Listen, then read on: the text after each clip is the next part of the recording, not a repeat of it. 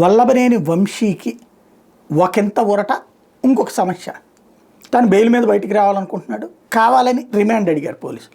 10 రోజులు రిమాండ్ అడిగితే 3 రోజులు ఇచ్చింది ఎస్సీ ఎస్టీ కోర్టు. అందులో ఒకటి ఇప్పుడు ఆ సత్యవర్ధన్తో పరిచయం ఏంటి, ఎలాగా అతను కిడ్నాప్ చేశారు, ఇది మాట్లాడతారు. అతనేమో నేను పరిచయం వచ్చాడు మనం మాట్లాడుకున్నాం అని అతను చెప్తాడు. ఇది కామన్గా జరిపేది, దానివల్ల ఏం కాదు. కాకపోతే ఈ 3 రోజుల పాటు విచారణ, పొద్దున్నుంచి సాయంత్రం దాకా కూర్చోబెడతారు. సైకలాజికల్ హెరాస్మెంట్ ఎట్లుంటుందో చూపెడతారు. ఇది నెంబర్ 1. లాయర్లని సమక్షంలో అన్నారు కాబట్టి అక్కడేమి ఫిజికల్గా చేసేది ఏముండదు. ఇంకోటి జ్యుడిషియల్ కస్టడీలో ఉన్నాడు కాబట్టి ఫిజికల్గా చేసేది ఏముండదు.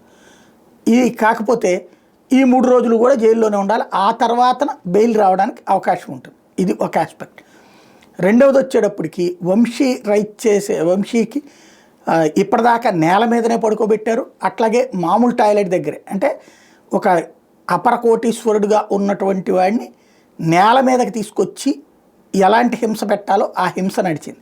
ఇప్పుడు కోర్టు ఇచ్చిన ఆదేశాల మేరకు బెడ్ ఇవ్వబోతున్నారు, అట్లాగే కమోడ్ ఉన్నటువంటి టాయిలెట్ ఇవ్వబోతున్నారు. ఇది తాజా పరిణామం.